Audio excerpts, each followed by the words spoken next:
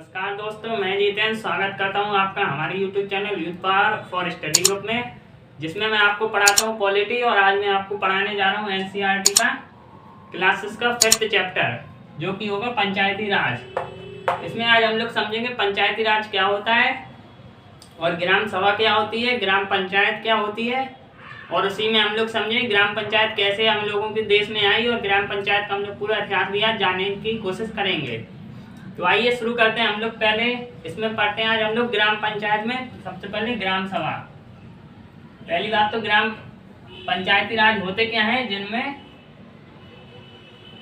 की ग्राम पंचायती व्यवस्था पाई जाती है, जिनमें की एक से या दो से ज्यादा पाए जाते हैं, इसमें व्यवस्थाएं पाई जाती हैं, जिसमें कि नंबर 1 पहला हो जाएगा ग्राम सभा।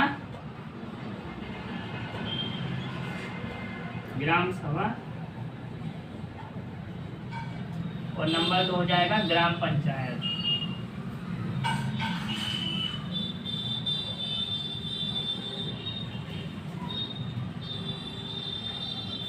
तो जैसा कि आप देख रहे हैं ग्राम पंचायत और ग्राम सभा हो गए इसमें ग्राम पंचायती राज्य में।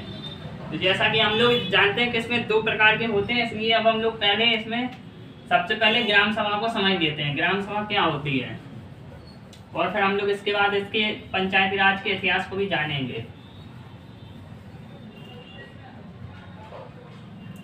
तो सबसे पहले हम लोग समझ लेते हैं ग्राम सभा क्या होती है।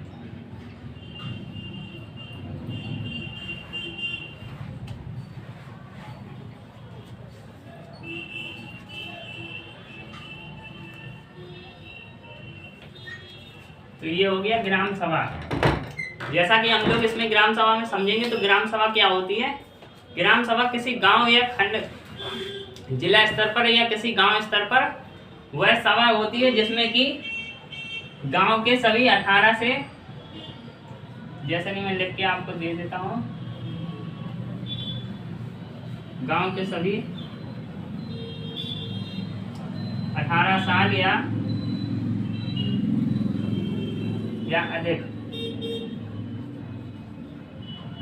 उम्र वाले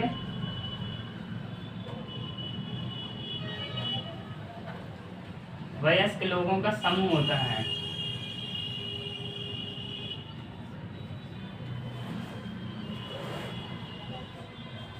वयस्क लोगों का समूह होता है।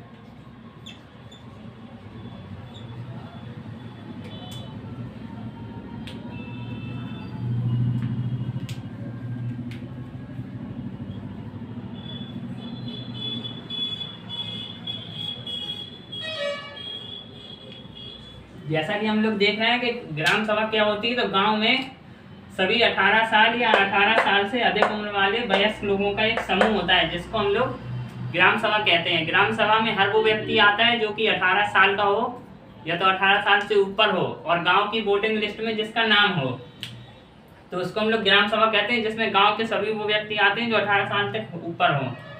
जैसा कि हम लोग ग्राम सभा देख रहे हैं, ऐसे ही हम लोग ग्राम पंचायत भी इसमें देख लेते हैं।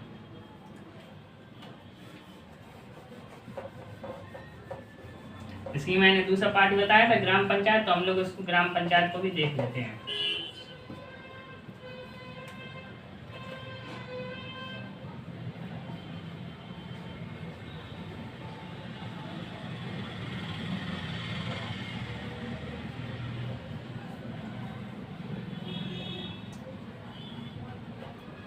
जैसा कि हम लोग देख रहे हैं इसमें ग्राम पंचायत होती है। ये ग्राम पंचायत गांव में पाई जाती है, जिसमें कि इसमें ग्राम सभा तो अलग होती है, उसमें गांव के लोग आते हैं, लेकिन ग्राम पंचायत भी उसी का मिला जुला रूप होती है, जिसमें कि गांव के सरपंच जो कि लोगों की तकलीफों को सुनते हैं और उनका हल निकालते हैं, और इसी में पंच, सरपंच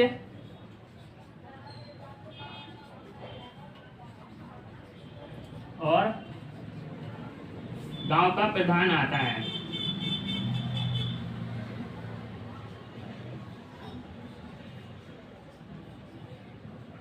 गांव का प्रधान होता है।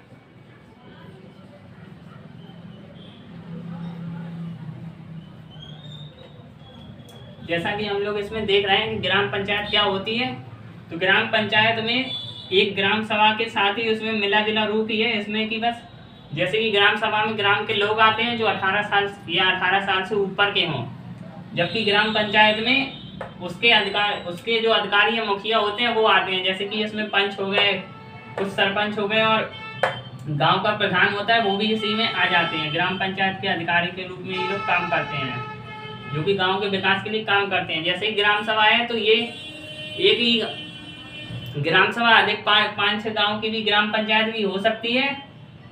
जैसे कि कोई छोटे छोटे गांव है तो एक उसमें मिलाकर एक पंचायत में जैसे कि 4-5 छोटे गांव है तो उसमें 4-5 छोटे गांवों को मिलाकर एक ग्राम पंचायत बनाई जा सकती है। और इसमें पंचों की संख्या भी अधिक हो सकती है, जैसे कि किसी में 4 होगी, किसी में 2 होगी, किसी में 5 होगी। तो उसी में अब हम लोग समझ लेते हैं कि हम लोगों को इस पंचायती राज व्यवस्था की आवश्यकता क्यों पड़ी। तो हम लोग देख लेते हैं, ये आवश्यकता हम लोगों को सिर्फ गांव के विकास के लिए ही पड़ी। तो मैं आप लोगों को बता देता हूँ कि ग्राम पंचायत की आवश्यकता हम लोग क्यों पड़ी।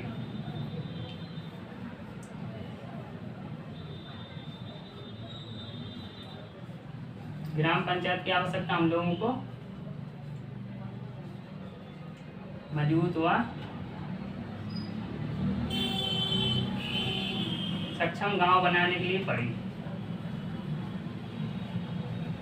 इसकी आवश्यकता।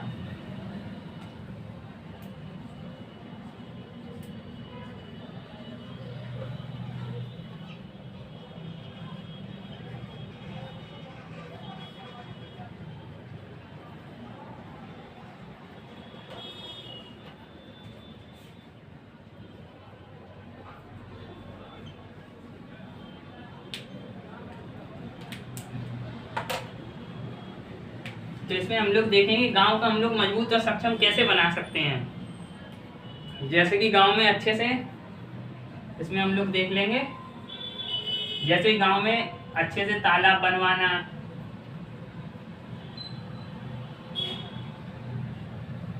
गांव में अच्छी शिक्षा देना,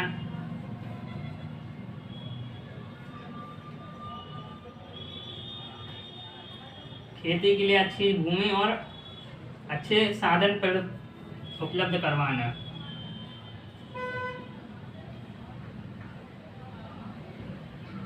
खेती के लिए साधन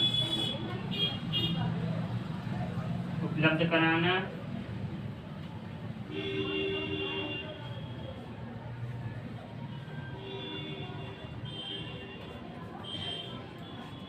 अच्छी सड़क भी बनाना,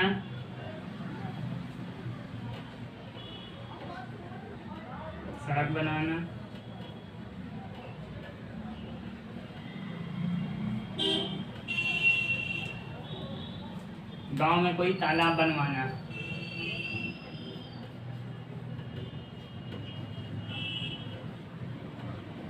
इन जैसे कि हम लोग देख रहे हैं पंचायती राज व्यवस्था की आवश्यकता क्यों पड़ी। तो हम लोगों को किसी गांव को मजबूत और सक्षम बनाने के लिए पंचायती राज व्यवस्था की आवश्यकता पड़ी। जैसे कि गांव में तालाब बनवाना, वह गांव के लिए शिक्षा देखना, शिक्षा अच्छी है कि नहीं है, बच्चों को शिक्षा मिल रही है कि नहीं मिल रही है, और खेती के लिए साधन उपलब्ध करवाना, जैसे कि खाद के लिए उपलब्ध कराना और भी चीज़ें उपलब्ध करवाना, और जैसे कि सड़क बनाना और तालाब बनवाना, तालाब, नदी, झरने होते हैं, नहर होती है, वो बनवाना। इसी में हम लोग पंचायती राज का मतलब भी समझ लेते हैं। आवश्यकता तो ये हो गई हमारी।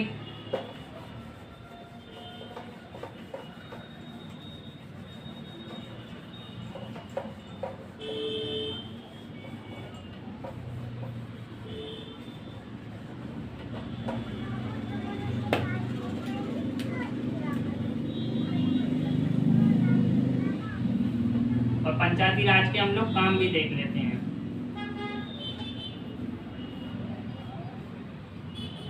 इसमें हमारे काम क्या क्या हो जाएंगे, गांव की जरूरतों को पूरा करने के लिए।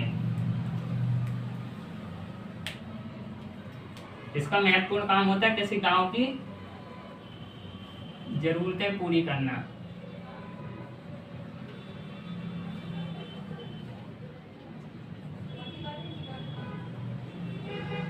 गांव की।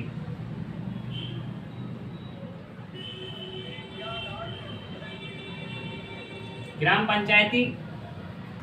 पंचायत और पंचायती राज का काम ही होता है किसी गांव की जरूरतें पूरी करना है, जिसमें कि गांव की कोई जरूरत है, जैसे सड़क बननी है या स्कूल बनना है या कोई नदी तालाब बनना है या कोई शौचालय होते हैं उसका भी बनवाए जाते हैं गांव में, उनकी भी जरूरतें ग्राम पंचायत ही देखती है। और हम लोग ग्राम पंचायत का मतलब भी समझ लेते हैं, जैसे कि पंचायती राज का हम लोग मतलब देखेंगे।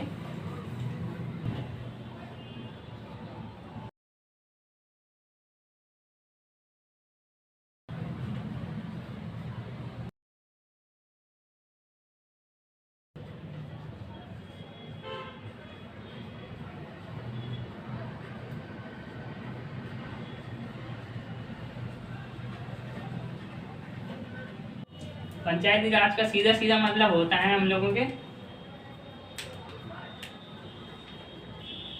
पंचायती राज में सीधे गांव के लोगों का शासन।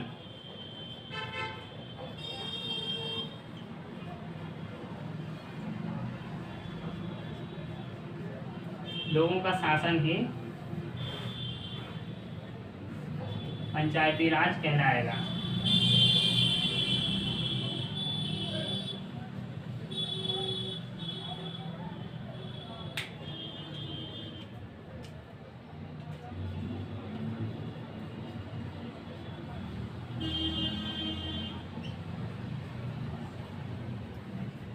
जैसे कि हम लोग देख रहे हैं पंचायती राज का मतलब क्या होता है, तो उसमें गांव के लोगों का शासन ही पंचायती राज कहलाएगा। जैसे कि किसी गांव में पंचायत है तो उसमें लोगों की बात सुनी जाती है और ग्राम सभाएं भी लगती हैं, जिसमें कि अभी मैंने आपको बताया ग्राम सभा क्या होती है। तो उसमें ग्राम सभा में 18 या 18 साल के ऊपर के लोग भाग लेते हैं। जैसे कि गाँव में कोई तकलीफ है, जैसे सड़क बननी है तो ग्राम सभा आयोजित की जाती, लगाई जाती है, उसमें लोगों को बताया जाता है कि हम लोग सड़क बनवा रहे हैं और उसमें ये काम होना है। तो आइए, जैसे कि हम लोगों ने इसका मतलब समझा, तो हम लोग इसके साथ अभी हम लोग ग्राम पंचायत का अभी हम लोग इतिहास भी देख लेते हैं कि ग्राम पंचायत आई कैसे और हमारे संविधान में कहाँ से शुरू हुआ। ये हमारे भारत के संविधान में दी गई है।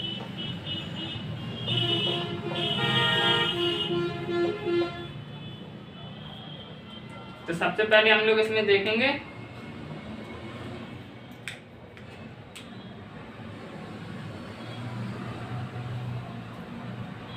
जो कि ये सबसे पहले हमारे पंचायती राज का सबसे पहले वर्णन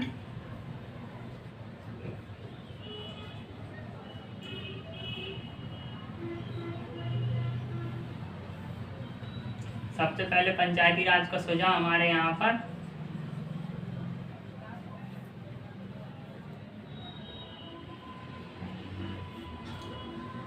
सबसे पहले इसका सुझाव हमारे यहाँ पर 1957 में, जब हमारा भारत आजाद हो चुका था, 10 साल इसको हो चुके थे,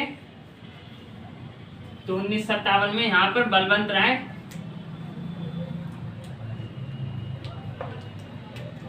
राय मेहता समिति ने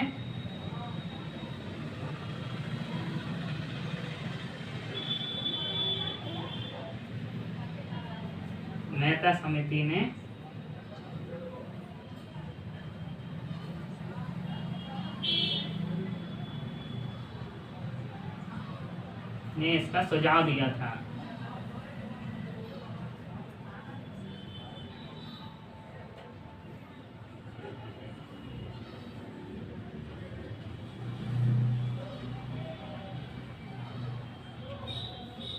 इसका सुझाव दिया था जैसा कि हम लोग इसका इतिहास समझ रहे हैं कि इसलिए पंचायती राज का सबसे पहले सुझाव किसने दिया था।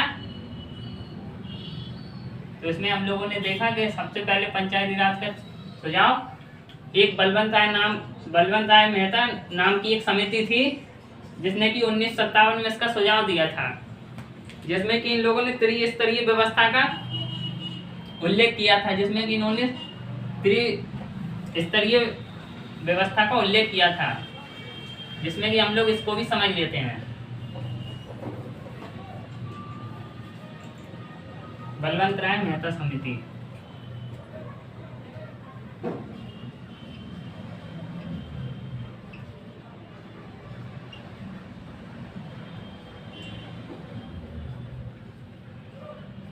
समिति 1957। 1957 में बलवंत राय मेहता समिति ने सुझाव दिया था, जिसमें कि इन लोगों ने त्रिस्तरीय पंचायत का सुझाव दिया था। ये परीक्षा में बहुत पूछा जाता है कि सबसे पहले किसने इसका सुझाव दिया, तो इसमें हम लोग देखेंगे बलवंत राय मेहता समिति ने 1957 में इसको सुझाव दिया था, जिसमें कि इन लोगों ने त्रिस्तरीय व्यवस्था का उल्लेख किया था। त्रिस्तरीय व्यवस्था,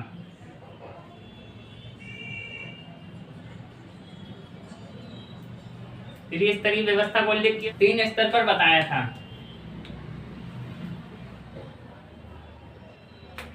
जैसा कि इसमें नंबर 1 हो जाएगा, पहला तो इन लोगों ने बताया था ग्राम सभा,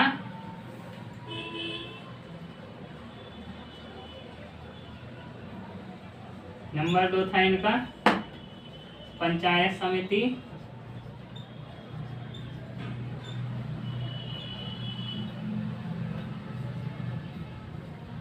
और नंबर 3 था इनका जिला परिषद।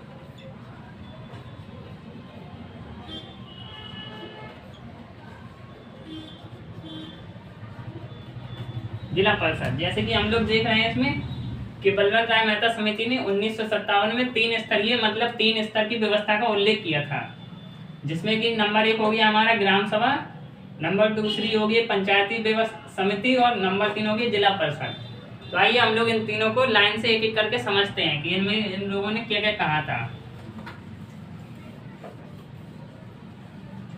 सबसे पहले हम लोग ग्राम सभा को समझेंगे। इसमें इन लोगों ने कहा था ग्राम सभा जो होगी वो गांव के स्तर पर काम करेगी, गांव के स्तर पर, गांव के स्तर पर कार्य करेगी।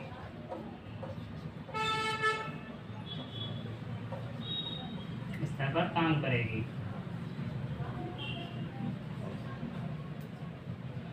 जैसा कि हम लोग देख रहे हैं ग्राम सभा, तो ग्राम सभा में यही बताया गया था कि ये गांव के स्तर पर काम करेगी, किसी गांव में कोई दिक्कत है तो उसमें वो देखेगी।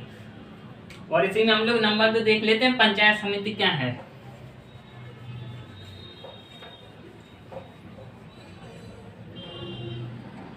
तो हम लोग इसको देख लेते हैं। नंबर 2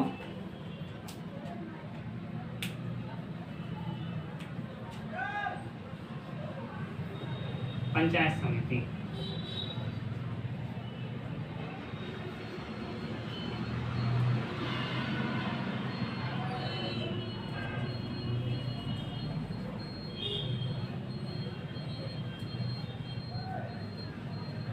जो कि इन्होंने 3 स्तरीय व्यवस्था को उल्लेख किया था, जिसमें दूसरी पंचायत समिति, जो कि हमारे किसी गांव या किसी खंड में ये खंड स्तर पर काम करती है। जैसे कि इसमें खंड हो जाएंगे, खंड को जैसे कि इंग्लिश में हम लोग ब्लॉक बोलते हैं।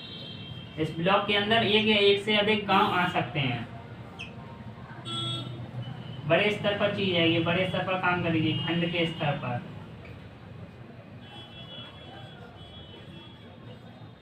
खंड के स्तर पर काम करेगी।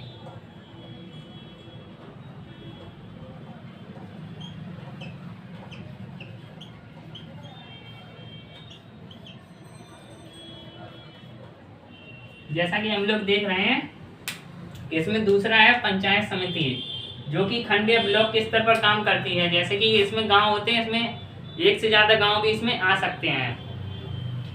और इसी में पंचायत समिति होगी। अब हम लोग इसी में जिला समिति समझ लेते हैं। इसी का तीसरा भाग हो गया। इसका तृतीय इन्होंने त्रिस्तरीय समिति दी थी। इसमें 2 बार तो जैसे हम लोगों ने समझ लिए हैं कि क्या क्या काम थे उसके, और अब तीसरा हम लोग समझते हैं। नंबर 3 इन्होंने जिला परिषद का उल्लेख किया था, जो कि हमारे अभी हर जिला में पाई जाती है। अभी हम लोग जो वर्तमान समय में है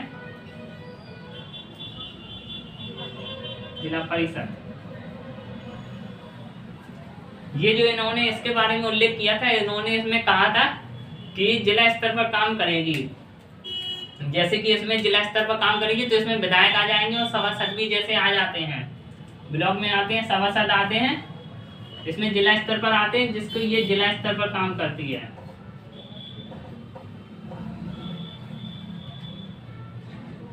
जिला स्तर पर काम करेगी, काम करती है।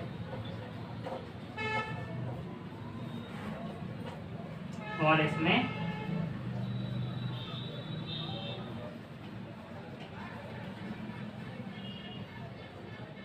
विधायक हो जाते हैं इसके मेंबर,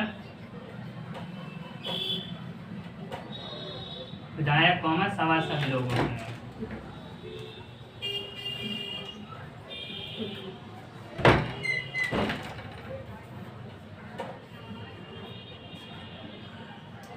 विधायक और सभासद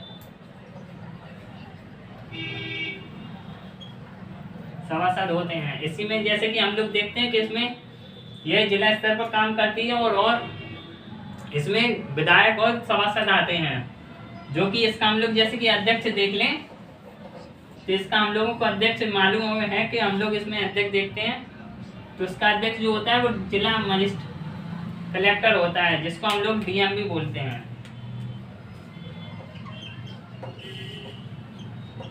अध्यक्ष इसमें देख लेते हैं, इसका अध्यक्ष डीएम होता है,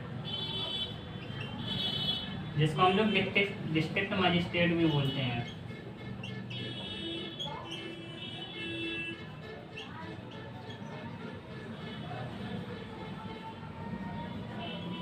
इसी को हिंदी में हम लोग जिला अधिकारी बोलते हैं।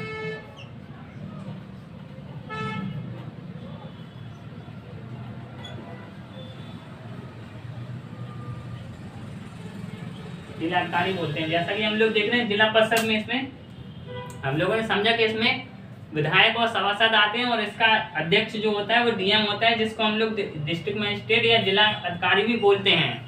तो हम लोग इसके बाद अब समझ लेते हैं। इसके बाद ये व्यवस्था हम लोग देखते हैं कि कहाँ पर ये लागू हुई थी। तो सबसे पहले ये हम लोगों को पसंद आई थी, तो यहाँ पर सबसे पहले ये व्यवस्था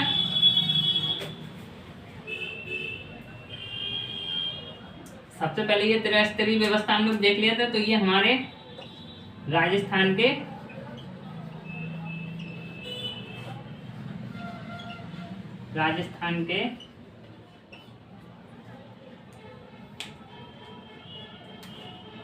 राजस्थान में एक नागौर जिला है, उसमें सबसे पहले ये व्यवस्था लागू हुई थी।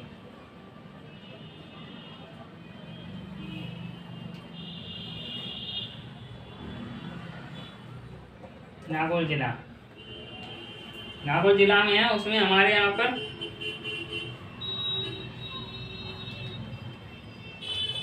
यहाँ पर दो अक्टूबर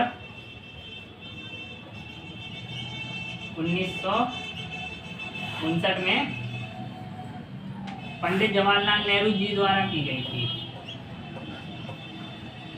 जो कि हमारे देश के पहले प्रधानमंत्री थे।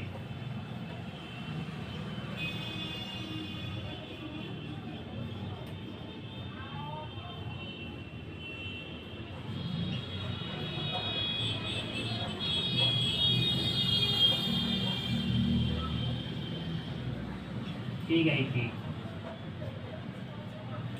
इसमें जैसा कि हम लोग देख रहे हैं, यह हमारे यहाँ पर यह व्यवस्था सबसे पहले राजस्थान के नागौर जिले में, एक नागौर नाम का जिला है, उसमें 2 अक्टूबर 1959 में हमारे देश के पहले प्रधानमंत्री पंडित श्री जवाहरलाल नेहरू जी ने द्वारा लागू की गई थी। तो हम लोगों ने जैसा इसको समझा, तो उसी के बाद हम लोग समझ लेते हैं कि अब इसके बाद जैसे ये व्यवस्था थी तो ज़्यादा नहीं चल सकी, तो इसके बाद हम लोगों ने यहाँ पर दूसरी व्यवस्था इसके बाद आई।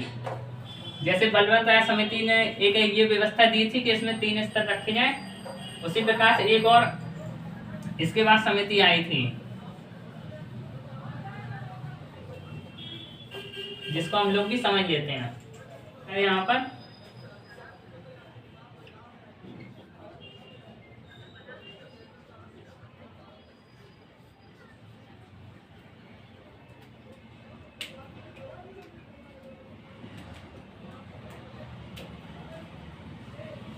अशोक मेहता समिति आई।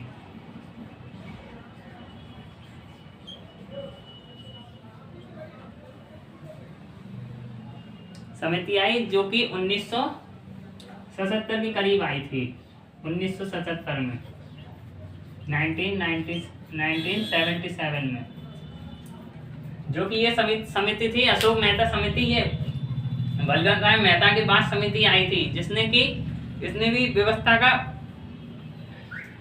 हमारे यहाँ पर पंचायती राज में इसने भी 2 प्रकार की व्यवस्थाएं रखी थी, जो कि 2 स्तर की व्यवस्था थी, जिसमें कि 2 स्तर रखे गए थे। इसमें हम लोग इसमें देख लेते हैं कि अशोक मेहता समिति ने क्या क्या उल्लेख किया था। इसमें इनने 2 स्तरीय समिति रखी थी, 2 स्तरीय व्यवस्था।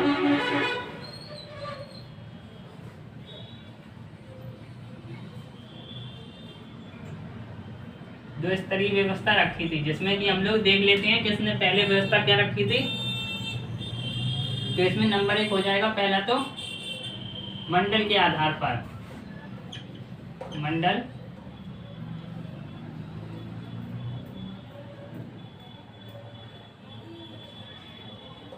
पंचायत। नंबर 1 मंडल पंचायत, और उसमें इन्होंने दूसरी व्यवस्था दी थी इसी के अंदर जिला परिषद।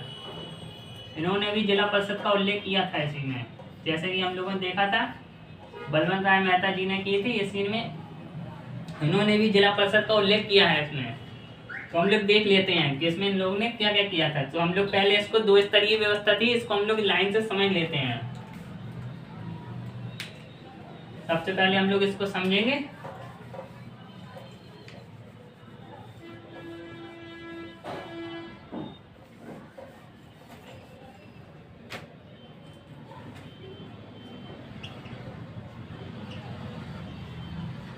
अशोक मेहता समिति,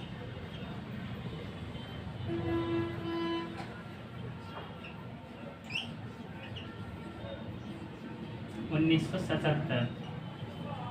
1977 में ये समिति आई थी। इसने 2 स्तर की व्यवस्थाएं बताई थी, जिसमें कि नंबर 1 हम लोगों ने देखा मंडल पंचायत।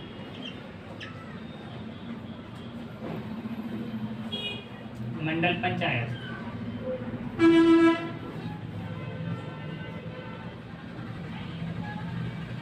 पंचायत हम लोग देखेंगे। जैसे कि हम लोग मंडल जानते हैं, मंडल क्या होता है। तो मंडल में 1 से अधिक गांव आ सकते हैं, जो कि मंडल एक बड़े स्तर का एरिया होता है, जिसमें कि 1 से अधिक गांव आ जाते हैं, छोटे छोटे, और इसमें ब्लॉक भी आ जाते हैं। मंडल स्तर में मंडल पंचायत क्या थी, ये जो व्यवस्था थी, इसमें मंडल पंचायत मंडल स्तर पर कार्य करती थी। जैसा कि हम लोगों ने जाना कि मंडल क्या होता है, तो मंडल वह क्षेत्र होता है स्तर का, जिसमें कि 1 से अधिक गांव आ जाते हैं। और इसका हम लोग काम भी देख लेते हैं। तो मंडल यह क्या करती थी, मंडल स्तर पर कार्य करती थी, मंडल स्तर पर काम, मंडल स्तर पर काम करती थी।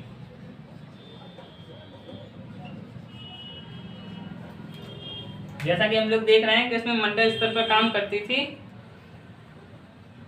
और ये इसके बाद मंडल स्तर पर काम करती थी, जिसमें कि 1 से अधिक गांव आते थे, और ये अनेकों कानून बनाती थी। जैसे कि विकास के लिए कोई कानून बनना है, कि कहीं तालाब बनना है या तो नदी नाले बनने हैं, तो उसमें ये मंडल स्तर पर काम करती थी अपने स्तर पर।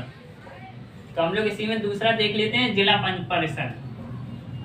इन्होंने भी, अशोक मेहता जी ने भी बलवंत राय मेहता जी की तरह ही इसमें भी जिला परिषद इन्होंने भी अपने समिति ने सुझाव दिया था, जिसमें इन्होंने उल्लेख किया था।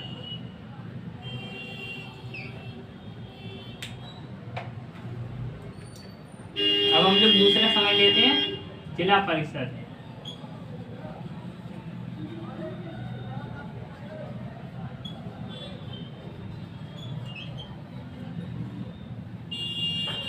तो जैसा कि हम लोगों ने जिला परिषद अभी समझा था कि बलवंत राय मेहता जी ने अपनी जो कि 3 स्तरीय व्यवस्था दी थी, उसमें भी उन्होंने जिला परिषद को ही रखा था, जिसमें कि जिला परिषद क्या होती, मैंने अभी आपको बताया था, यह जिला स्तर पर काम करती है, यह जिला स्तर पर काम करती है।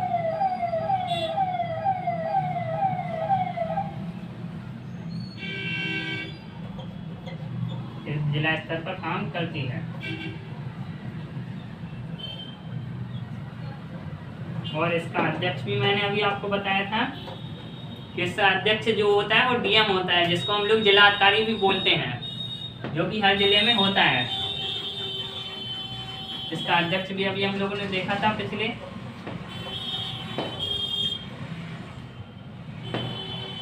अध्यक्ष कौन होता है, मैंने अभी आपको बताया था कि अध्यक्ष इसका डीएम होता है, डिस्ट्रिक्ट मजिस्ट्रेट। तो हम लोगों ने जैसा कि ये समझा, तो अब इन लोग इसके बाद समझ लेते हैं कि इसके बाद कौन सी समिति आई। इसकी व्यवस्था भी जो थी वो हम लोगों के ज़्यादा दिनों तक नहीं चल पाई। तो इसके बाद फिर एक नई समिति आई, उसने भी अपना अलग सुझाव दिया कि हम लोगों को कैसी व्यवस्था रखनी चाहिए। तो इसके बाद तीसरी समिति फिर से आई।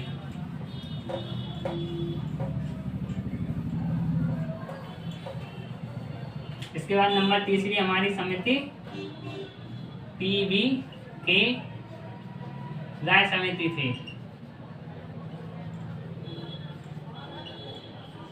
जो कि हमारे यहाँ पर 1885 में आई थी। 1885 में। जैसा कि हम लोग समझ रहे हैं कि इसमें तीसरी समिति जो कि समिति थी, इसने कि हमारे देश में पंचायती राज के लिए सुझाव दिया था, जिसमें कि ये 1985 में आई थी। सॉरी, 1885 मैंने लिख दिया। ये जो है ये 1985 में आई थी। हमारे सामने भारत आज़ाद हो चुका था तब, बहुत सालों बाद। तो ये 1985 में आई थी। और इसने क्या व्यवस्था दी थी, इसने 4 स्तरीय व्यवस्था दी थी।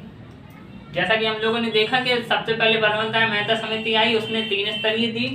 फिर अशोक मेहता समिति आई, उसने 2 स्तरीय दी। और इसने जो था, इसने 4 स्तरीय व्यवस्था रखी थी अपनी, कि जो पंचायती राज होना चाहिए उसमें 4 स्तरीय व्यवस्था होनी चाहिए।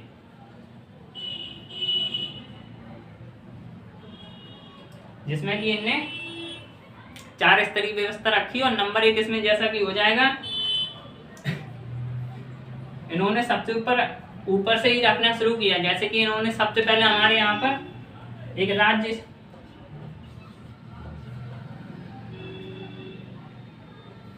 नंबर 1 इन्होंने रखा था राज्य विकास परिषद।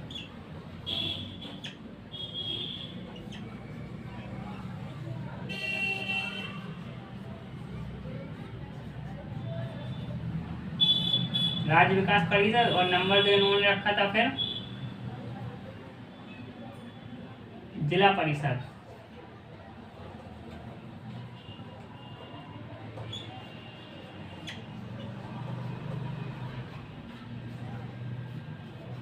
नंबर 2 इन्होंने जिला परिषद रखा था। और फिर इन्होंने इसके तीसरे स्थान पर अपना दिया था मंडल पंचायत।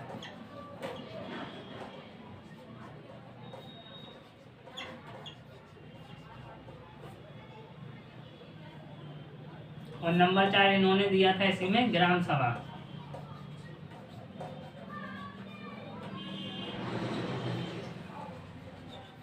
ग्राम सभा।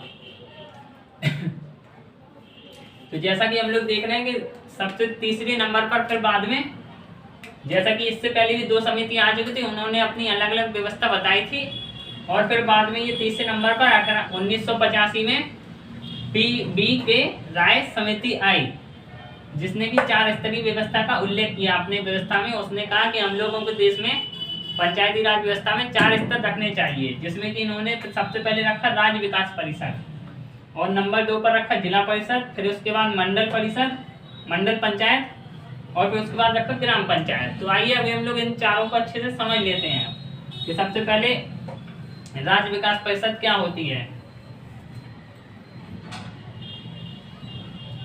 जैसा कि ये राज्य विकास परिषद है, तो इन्होंने ये इसमें कहा था कि ये किसी राज्य के स्तर पर काम करेगी। किसी राज्य में कोई तकलीफ है तो वो राज्य स्तर पर देखेगी, जिसमें कि इसमें बड़े बड़े मुख्यमंत्री या किसी अधिकारी भी आते हैं।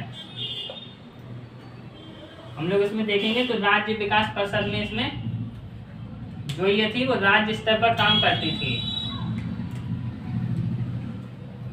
ये जो थी राज्य स्तर पर, राज्य स्तर पर काम करती थी।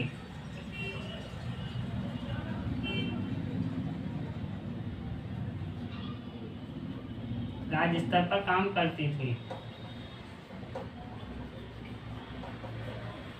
ये जो राज्य विकास परिषद थी वो राज्य स्तर पर काम करती थी, जिसमें कि इन्होंने ये बताया था कि राज्य स्तर पर काम करेगी। और इसी के बाद जैसे कि इन्होंने दूसरा बताया था जिला परिषद, तो जिला परिषद जैसे अभी हम लोगों ने समझा था, तो उसमें जिला परिषद का काम ज्यादातर सेम ही रहता है। अब इन्होंने नंबर 2 में कहा था जिला परिषद।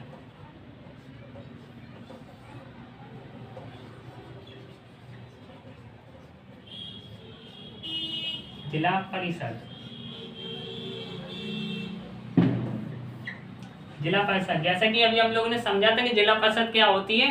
तो ये जो परिषद होती है जिला परिषद जिला स्तर पर काम करती है, जो कि जिले में जैसे कोई काम होना है, जिले में सड़क बननी है या तो नाले बनने हैं या तो जिले में और भी विशेष महत्वपूर्ण काम होते हैं, वो यही काम करवाती है।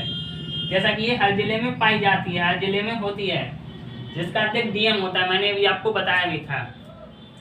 और इसी के बाद हम लोग देख लेते हैं, इसके बाद इन्होंने अपने 4 स्तर की व्यवस्था में नंबर 3 पर इन्होंने मंडल पंचायत को रखा। मंडल पंचायत,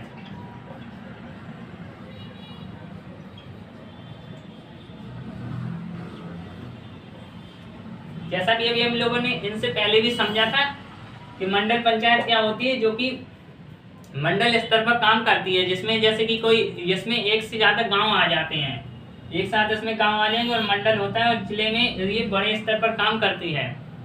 इसमें मंडल में जैसे मैंने आपको भी बताया था कि इसमें एक से अधिक गांव आ जाते हैं, एक से अधिक गांव।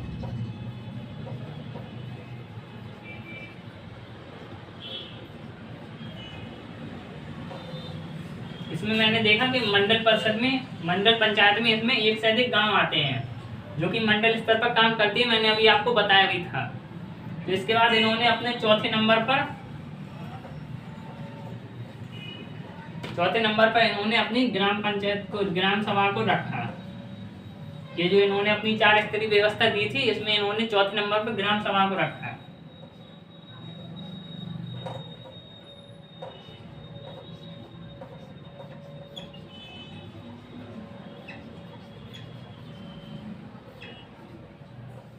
ग्राम सभा, जैसा कि हम लोग देख रहे हैं कि इन्होंने अपने 4 स्तरीय व्यवस्था में ग्राम सभा को भी चौथे नंबर पर रखा, जो कि गांव स्तर पर काम करती थी, गांव के स्तर पर।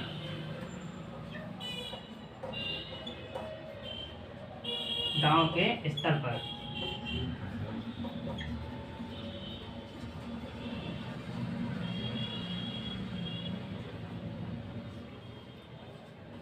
जो कि इसका काम है, गांव के स्तर पर इसका काम करना था। और मैंने जैसे अभी आपको बताया था कि इसके अध्यक्ष कौन कौन होते हैं, तो इसके अध्यक्ष में हम लोगों ने देखा था कि पंच हो जाते हैं और सरपंच भी आते हैं। सरपंच हो गए और प्रधान हो गए।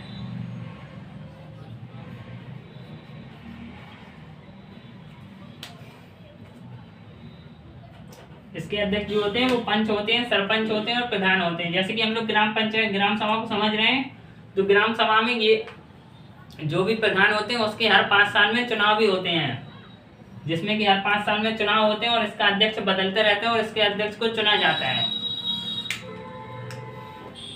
इसके हर 5 साल में चुनाव होते हैं, 5 साल में चुनाव।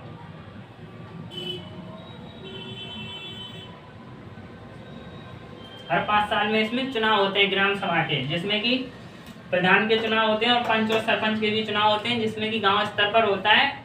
और इसमें प्रधान को चुनकर इसमें ग्राम पंचायत में रखा जाता है।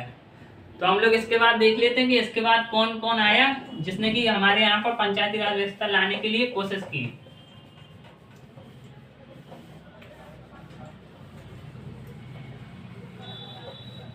इसके बाद जो थी पीवी के राय समिति के बाद हम लोग देख लेते हैं कि पीवी के राय समिति के बाद जो कि पहली हो जाएगी हम लोगों की एक सिंघवी समिति,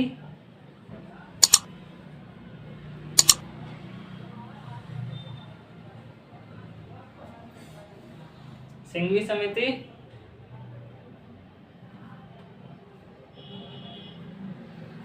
और नंबर 2 हो जाएगा इसमें ठुंगन समिति।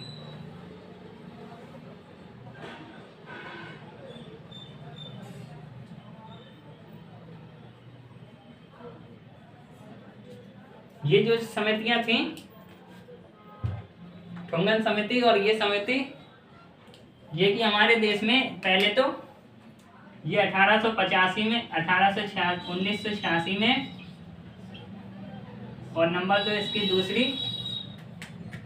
1988 में।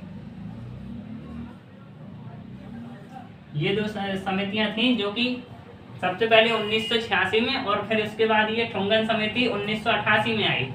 इन दोनों की समितियों की सिफारिश के आधार पर हमारे देश में सबसे पहले हमारे देश में जो संविधान है उसमें 73वां संविधान संशोधन किया गया, जो कि हमारे देश में बहुत ही बड़ा स्तर पर संविधान संशोधन माना जाता है। इसमें हम लोग देख लेते हैं, जैसा कि हम लोग देख रहे हैं कि सिंघवी समिति 1986 और ठुंगन समिति 1988 में इन्होंने एक सिफारिश की जिसमें कि हमारे देश के संविधान में 73वां संविधान संशोधन किया गया। तो संविधान संशोधन जैसा कि हम लोग शब्द सुन रहे हैं, तो उसमें संविधान संशोधन क्या होता है कि संविधान संशोधन संविधान में जैसे कोई चीज जोड़नी होती है तो उसको एक बस बहुमत के आधार पर इसमें बहुमत के आधार पर एक संशोधन कर दिया जाता है, जिसको कि हम लोग संविधान संशोधन कहते हैं। और उसको हमारे देश के संविधान की एक पुस्तक है जो कि भारत का संविधान नाम का संविधान है, उसके पेजों में जोड़ दिया जाता है। तो इसमें हम लोग समझ लेते हैं 73वां संविधान संशोधन क्या था।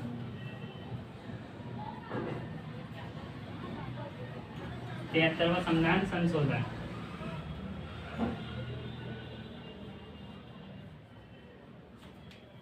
जैसा कि हम लोग देख रहे हैं कि इसमें मैंने अभी आपको बताया कि 1986 और 1988 में सिंघवी समिति और ठुंगन समिति की सिफारिश पर हमारे देश के संविधान में 73वां संविधान संशोधन किया गया, जिसमें कि पंचायती राज व्यवस्था को संविधान में स्थान दिया गया। पंचायती राज व्यवस्था को हमारे देश के संविधान में स्थान दिया गया। 73वां संविधान संशोधन हम लोग समझ लेते हैं। तो इस संशोधन के तहत जो है संशोधन में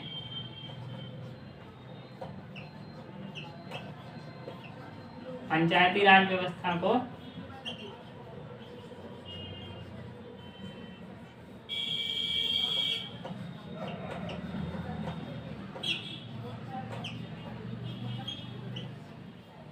हमारे संविधान में एक स्थान दिया गया।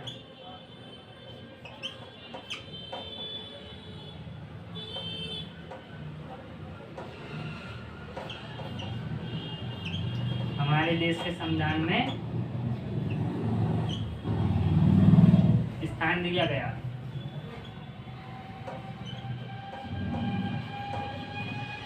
स्थान दिया गया।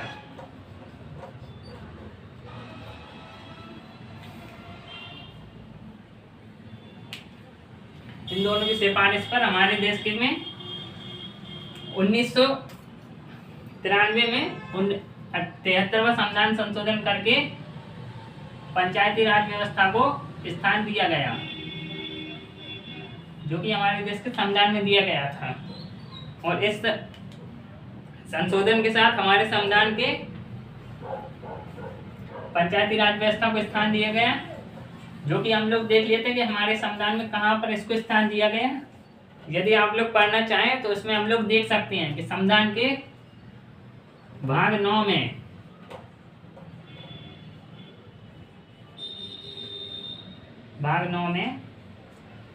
पंचायती राज व्यवस्था को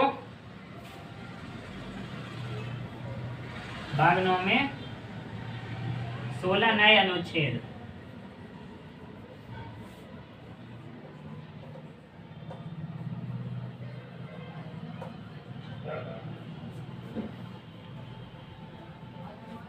तेईस का से इड़ा तक 16 नए अनुच्छेद जोड़े गए। जिसमें कि हमारे देश में संविधान में 73वां संविधान संशोधन किया गया और संविधान के भाग 9 में 16 नए अनुच्छेद 23 का से एड़ा तक जोड़े गए, शामिल किए गए, जो कि 11वीं अनुसूची में इसके हम लोग विषय भी देखते हैं कि पंचायती राज के विषय क्या होते हैं। इसमें संविधान के भाग 9 में ये इसको जोड़ा गया था। और फिर इसके बाद हम लोग ये भी देख लेते हैं कि संविधान संशोधन में इसको किस अनुसूची में रखा गया, कि इसमें इसको हमारे देश के संविधान के 11वीं अनुसूची में रखा गया है।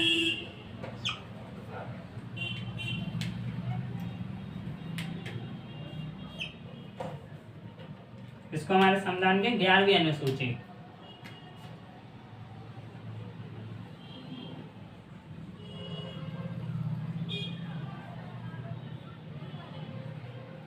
ग्यारहवीं अनुसूची में 16 विषय जोड़े गए।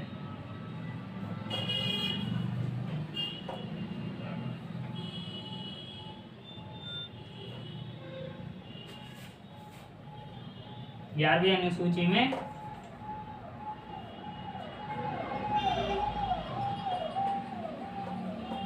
पंचायत के कार्य के 29 विषय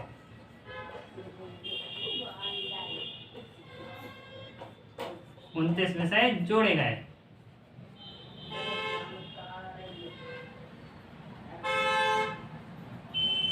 जैसा कि हम लोग देख रहे हैं कि 73वां संविधान संशोधन हमारे देश के संविधान में हुआ था 1993 में, जिसकी हम लोगों ने देखा कि भाग 9 में भी रखा गया था इसको अनुच्छेद 23 का से एड़ा तक, जो कि 11वीं अनुसूची में पंचायत के कार्य के 29 विषय भी जोड़े गए थे।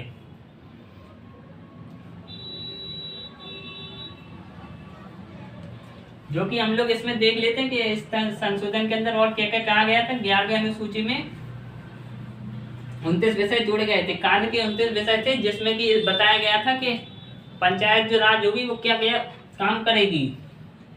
जैसा कि हम लोग समझ लेते हैं कि इसमें और क्या क्या प्रावधान किए गए थे।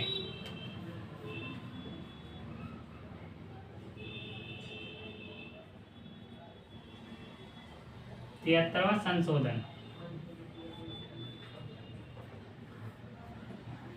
इस संशोधन के तहत ये भी प्रावधान किया गया था कि इस कानून में सबसे पहले तो ये बताया गया था कि जो भी होगा इसमें, इस कानून के अंदर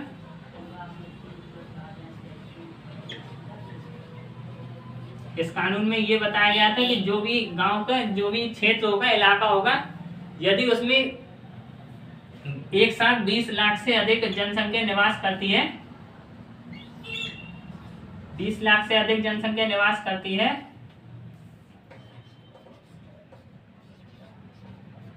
बीस लाख से अधिक जनसंख्या रहती है तो वहां पर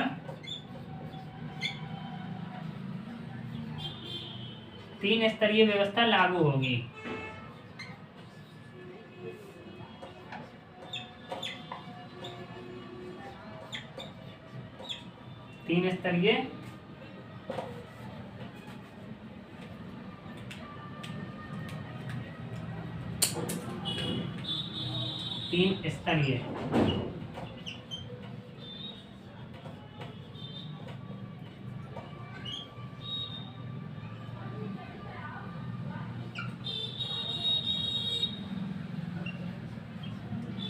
तीन स्तरीय व्यवस्था लागू होगी।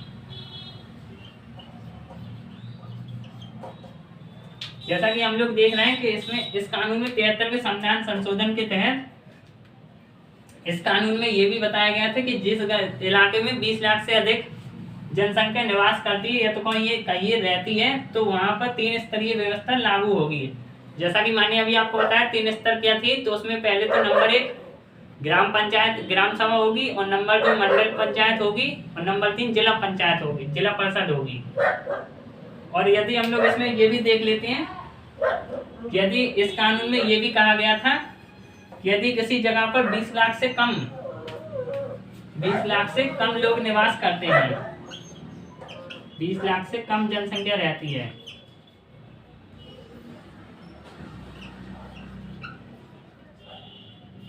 कम जनसंख्या रहती है, यदि किसी स्थान पर, इस कानून में ये बताया गया था कि यदि किसी स्थान पर 20 लाख से कम जनसंख्या रहती है तो वहां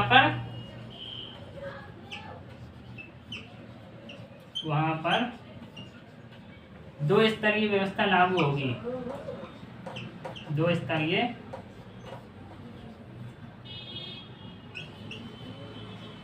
व्यवस्था लागू होगी।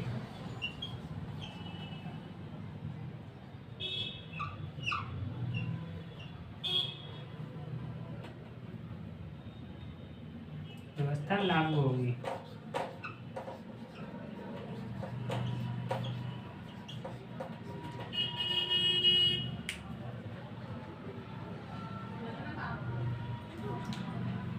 और हम लोग इसमें देख रहे थे कि जैसे कि इसमें कहीं पर इस कानून में बताया गया था कि 20 लाख से अधिक यदि कम जनसंख्या रहती है तो वहां पर 2 स्तरीय व्यवस्था लागू होगी, जिसमें कि पहला तो ग्राम सभा होगी और दूसरा जिला पंचायत होगी। और इसी में हम लोग जैसे कि अब देख लेते हैं कि यदि जैसे ग्राम सभा होती है या तो कोई ग्राम सभा या ग्राम पंचायत भंग होती है, भंग होने का मतलब होता है, इसमें बताया गया था कि जैसे कि यदि कोई ग्राम पंचायत भंग होती है, इस कानून में ये भी बताया गया था कि जैसे कि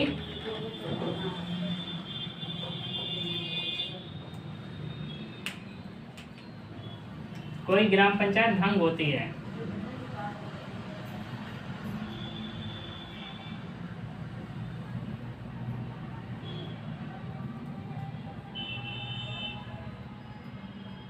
कोई पंचायत भंग होती है, भंग होने का सीधा सीधा मतलब होता है कि मतलब वो टूटती है। जैसे कि यदि पंचायत में जैसे कि वो पंच होते हैं और सरपंच और प्रधान होते हैं, यही अधिकारी होते हैं, इसके अध्यक्ष होते हैं। यदि भंग होने का मतलब होता है कि यदि उनकी मृत्यु हो जाती है तो वो उनके चुनाव में उनको हटा दिया जाता है, तो उनको फिर भंग होने के बाद कोई पंचायत भंग होती है तो उसके 6 महीने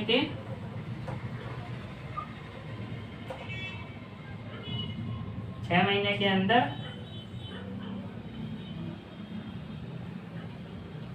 दोबारा निर्वाचन या कहिए दोबारा चुनाव होकर उसमें ग्राम प्रधान या तो सरपंच को चुना जाएगा, दोबारा चुनाव होगा।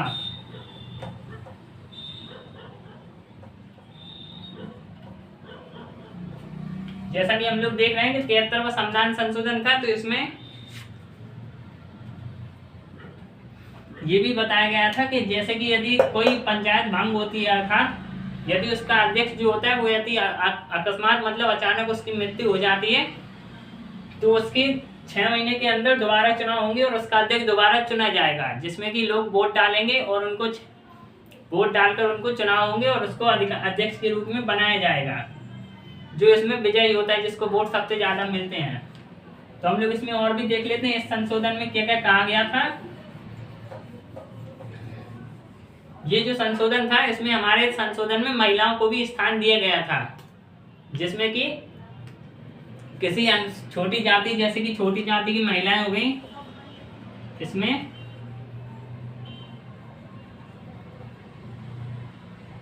छोटी जाति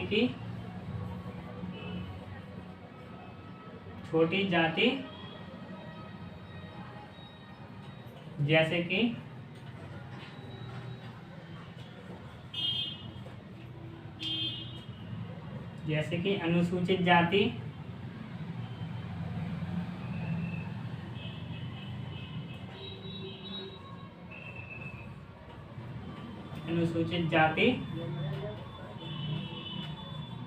या जनजाति,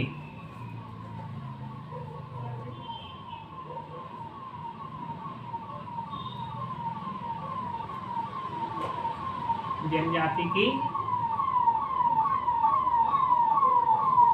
महिलाओं के लिए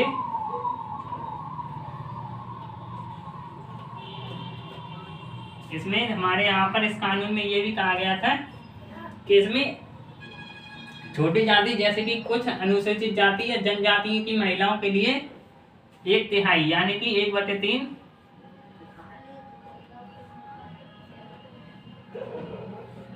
1/3 सीटें आरक्षित की गई थी।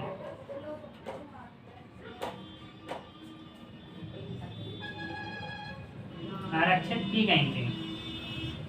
गई हैं। जैसा कि हम लोग देख रहे हैं कि इस संशोधन में 73वां संविधान संशोधन हुआ था 1993 में यह संशोधन हुआ था, जिसमें कि ये भी प्रावधान दिया गया था, ये भी नियम बनाया गया था कि इसमें छोटी जाति जैसे कि किसी अनुसूचित जाति या जनजाति की महिलाओं के लिए 1/3 सीटें आरक्षित की गई मतलब उस चुनाव के लिए सिर्फ वही अकेली 1/3 सीटों पर सिर्फ वही चुनाव लड़ सकती हैं, उनके अलावा और कोई नहीं लड़ेगा उनकी 1/3 सीटों पर, और 2/3 जो बचती हैं उन पर कोई भी चुनाव लड़ सकता है। इसमें इन लोगों की व्यवस्था की गई थी। तो इसमें और भी कानून दिए गए थे, जैसा कि हम लोगों ने ये पूरा समझ लिया है इस 73वें संविधान संशोधन में क्या क्या कहा गया था। अब हम लोग इसमें समझ लेते हैं कुछ इंपॉर्टेंट पॉइंट्स।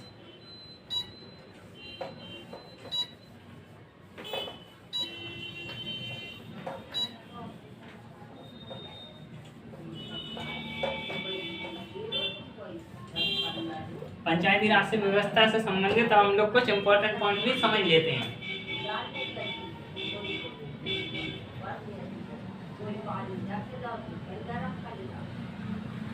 Important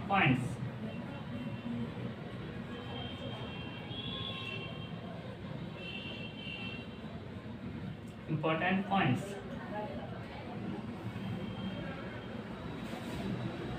जैसे कि इसमें हम लोग देखते हैं कि हमारे यहाँ पर इसमें इंपॉर्टेंट पॉइंट्स क्या हैं। तो सबसे पहले इसमें नंबर 1 इसका पॉइंट क्या हो जाएगा,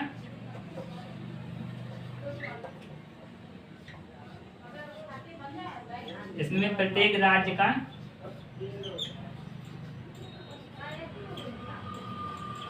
राज्य वित्त आयोग होगा।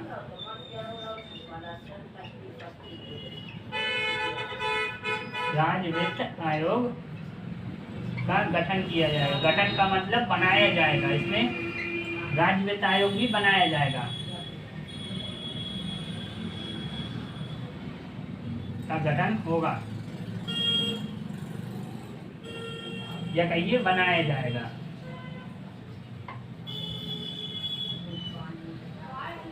इसमें जैसे हम लोग इंपॉर्टेंट पॉइंट समझ रहे हैं कि प्रत्येक राज्य का एक राज्य वित्त आयोग बनाया जाएगा, जो कि वित्त आयोग से जैसे कि हम लोग मतलब समझते हैं वित्त का सीधा सीधा अर्थ होता है पैसे या धन से, जिसमें कि वित्त आयोग का गठन होगा जो कि हमारे देश में विकास के लिए किसी डेवलपमेंट काम के लिए उसमें धन पर देगा, लोगों को धन प्रोवाइड करवाएगा, उपलब्ध करवाएगा, जिससे कि किसी राज्य का विकास हो सके।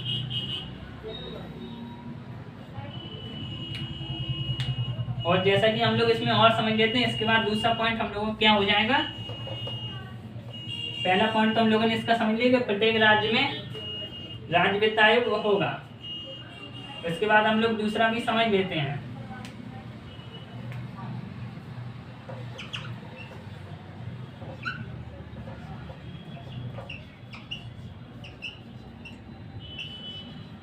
ग्रामीण विकास मंत्री।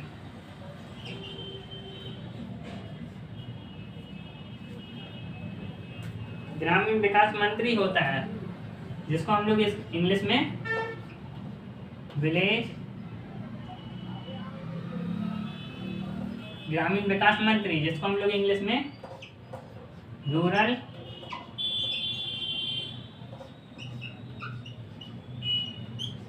डेवलपमेंट मिनिस्टर बोलते हैं।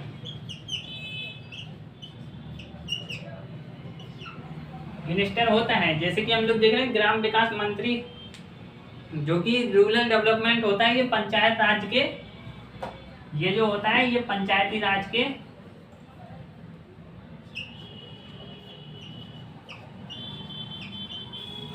पंचायती राज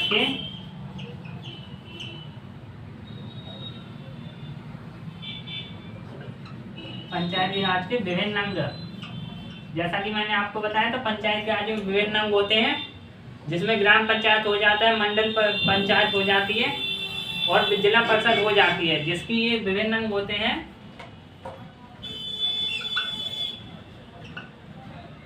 विभिन्न अंगों की निगरानी करता है या कहिए देख रेख करता है।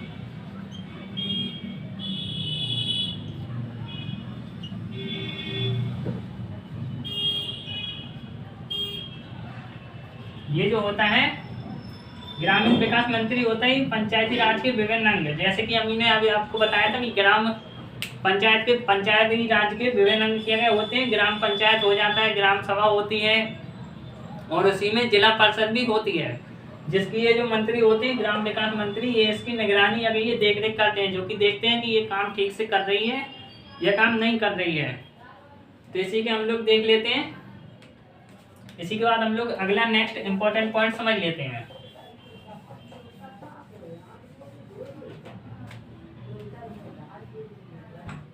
जैसा कि हम लोग इसमें नंबर 3 पॉइंट समझ लेते हैं। ग्राम पंचायत होती है, ग्राम पंचायत का चुनाव करवाना या कहिए निर्वाचन करवाना, चुनाव या कहिए इसमें निर्वाचन करवाना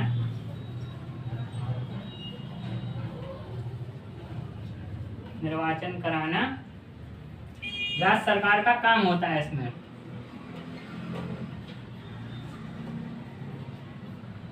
राज्य सरकार जो होती है उसका काम यही होता है कि ये ग्राम पंचायत का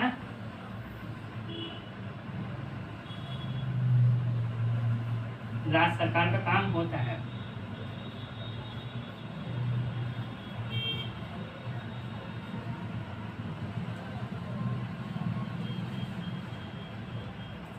जैसा कि हम लोग देख रहे हैं इसमें नंबर 3 पॉइंट कि ग्राम पंचायत का सीधे चुनाव या निर्वाचन कराना राज्य सरकार का ही काम होता है।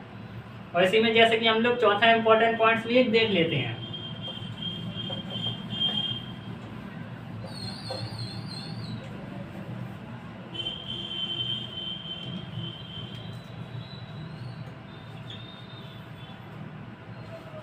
इसमें जो होता है खंड स्तर पर, जैसे इसमें कहिए ब्लॉक स्तर पर, मैंने अभी आपको बताया था कि ब्लॉक के अंदर एक से अधिक गांव आ सकते हैं, जिसमें कि एक से अधिक गांव आएंगे, जिसमें बड़े स्तर पर होगा और इसको ब्लॉक कहलाएगा ये। तो ब्लॉक स्तर पर जो होती है खंड स्तर पर जो पंचायत होती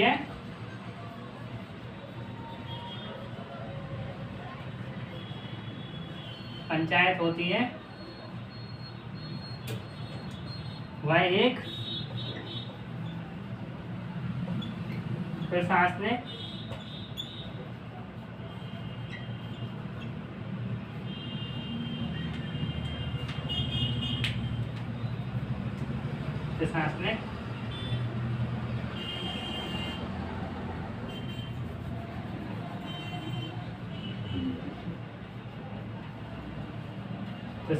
प्राधिकरण होती है।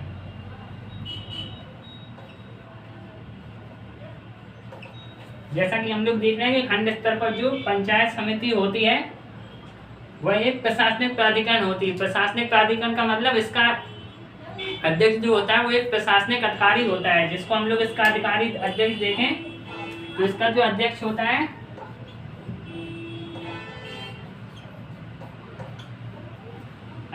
है उसको हम लोग ब्लॉक डेवलपमेंट ऑफिसर बोलते हैं। ब्लॉक डेवलपमेंट ऑफिसर, या तो मैं इसको साफ साफ ऊपर लिख देता हूँ।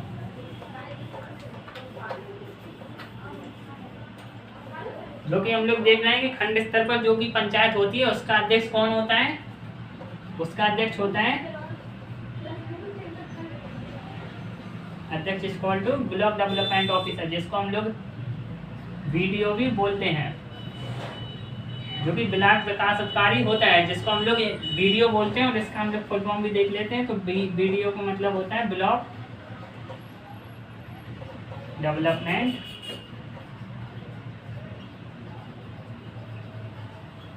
ऑफिसर।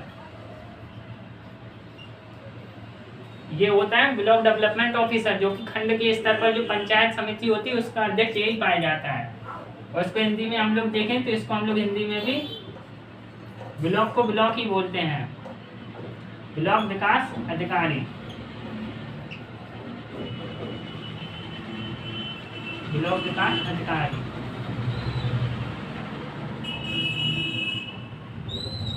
ये हो जाता है हमारे यहाँ पर खंड स्तर पर जो कि पंचायत होती है उसका ब्लॉक डेवलपमेंट अधिकारी होता है।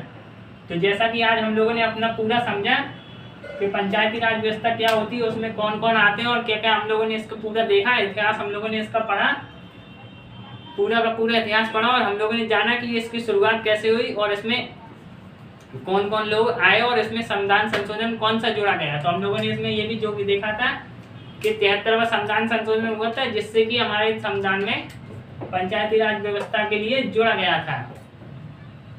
तो जैसा कि मैंने आज आपको पूरा पढ़ा दिया, यदि आपको हमारी वीडियो पसंद आए तो हमारे चैनल को लाइक करें और कमेंट करें और सब्सक्राइब करें, जिससे कि आपको और भी अच्छी वीडियो मिल सकें। और यदि आप हमारे इंस्टाग्राम चैनल से भी जुड़ना चाहते हैं तो हम लोग उसकी लिंक आपको इंस्टाग्राम चैनल के लिए डिस्क्रिप्शन में डाल देंगे। धन्यवाद।